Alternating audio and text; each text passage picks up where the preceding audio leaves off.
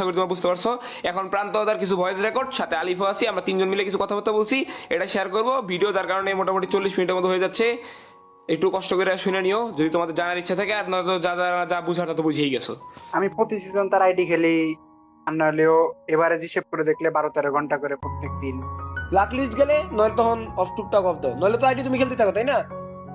হ্যাঁ, black list গেলে তো ওটা অন্য হিসেব। তারপরেও তো তাহলে ব্ল্যাক লিস্ট হিসেবে পুশ হয় কিছুদিন, তারপরে যে সময় সবারই মুন্ডা ভেঙে যায় তখন আর কি বাদ দিয়ে দেওয়া হয়। এখন তার কথা হচ্ছে এইটা, যে হচ্ছে তাহলে টুর্নামেন্টে আমি কিছু করতে চাই, প্রান্তরের জন্য আমি এইভাবে পেমেন্ট দিই, প্রান্তর জন্য আমি এই করি সেই করি, তাহলে প্রান্ত কেন তোমার হয়ে খেলবে? সেই তো একতরফা তার মাইন্ড চলে আসলো, প্রান্ত কেন তোমার হয়ে খেলবে? প্রান্ত যদি আমার হয়ে খেলে তাহলে তো প্রান্তর লাভ, আলিফের লাভ, শুভর লাভ, আমার লাভ, মানে আমাদের টিমের লাভ। কিন্তু ওবায়দুল ভাই কোনো লাভ হচ্ছে না, ওবায়দুল ভাই কোনো নামই হচ্ছে না। তাহলে প্রান্ত কেন ওবায়দুল ভাইয়ের কাছ থেকে পেমেন্ট টুকটাক নিয়া তাহলে আমার হয়ে কেন খেলবে? তাহলে প্রান্ত ওবায়দুল ভাইয়ের হয়ে খেলবে। এই জন্যই ওবায়দুল ভাই চেটা গেল, চেটা যায় সে তার মতো টিম বানাবে, এই সেই ঘটনা। তাও টিম যাদের নিয়ে বানাইছে ওই হিমন গেমিং আমার হয়ে খেলে, আলিফের আরএনএ স্কোয়াডের প্লেয়ার। তাহলে আলিফের প্লেয়ার টান দিল কে? ওবায়দুল ভাই। মাহফুজ ভাই, যে কিনা 2024-এর শুরুতে আমাদের টিমমেট, টান দিল কে? ওবায়দুল ভাই।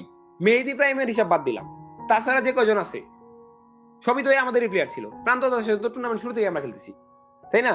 তো ওটাই এই তো। টপিক আসলো, সেই স্কোয়াড ভেদাভেদ করে ফেলতে চাইতেছে টুর্নামেন্টের ভিতরে। তো জিনিসটা তো একদম না মানার মতোই। এটা কি মেনে নেওয়ার মতো আলিফ?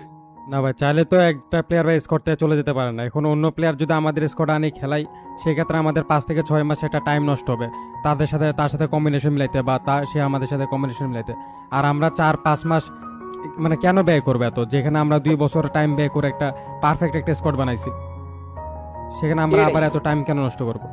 তার মধ্যে এই 5-6 মাস জিনিসটাই কি অডিয়েন্স কে বসে থাকবে? অডিয়েন্স আমাদের গালি দিয়ে উড়াই ফেলবে যে কারে বাদ দিলা, কেন বাদ দিলা।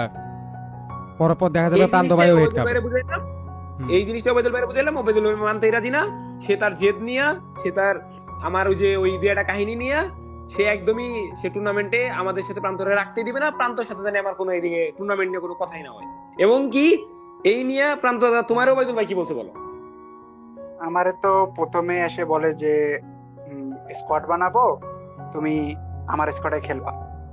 পরে আমি বললাম কি যে এই যে টুর্নামেন্ট যেগুলা খেলতাছি রাদের সাথে, প্লাস এতদিন যাবত খেলতাছি, তাহলে তার কি হবে? এই কি যে রাদের স্কোয়াডে বেরোয় আসবে, আমি রাদের সাথে কথা বলছি। এখন পরে আমি বলছি কি যে না দা, এরকম ভাবে তো খেলা যায় না, এতদিন যাবত খেলতেছি, একটা কম্বিনেশন, একটা মাইন্ডসেটের বিষয় আছে, এরকম খেললে তো আমার নিজের মনও টানতো না। প্লাস যে এক টাইমে এসে নিয়ে কথা বলতে বলতে লাস্টে সে আমার দুইটা অপশন দেয়। তার কথা একটাই, তুমি রাদের টিমে টুর্নামেন্ট খেললে তোমার সাথে সম্পর্ক বাদ।